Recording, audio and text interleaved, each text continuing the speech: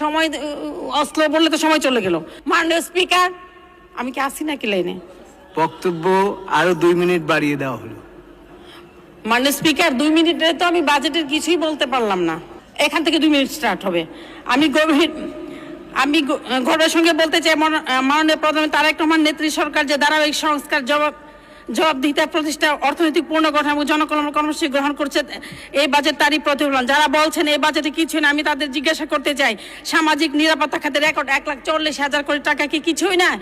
মাননীয় স্পিকার, সময় আসলো বললে তো সময় চলে গেল। মাননীয় স্পিকার, আমি কি আসি নাকি লাইনে? মাননীয় স্পিকার, আমি একটি কথা বলতে চাই। আমি তো আপনার সভায় আমি আরো 1 মিনিট বাড়িয়ে দিলাম।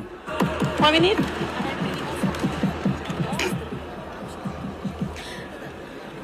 মাননীয় স্পিকার, আমাদের সকলের আশা ও স্বপ্ন ছিল স্বাধীনতা, দেশের জনগণের জন্য দিবে সুখ, শান্তি, সমৃদ্ধি, নিরাপত্তা, উন্নত জীবনের নিশ্চয়তা। আমরা নিজেরা হব নিজেদের ভাগ্য নিয়ন্ত্রণ, বাইরে কারো খবরদারি থাকবে না, বিদেশি শাসন শোষণ থেকে জাতি হবে মুক্ত। আমরা আশা করেছিলাম এখানে গণতন্ত্র থাকবে, আইনের শাসন থাকবে।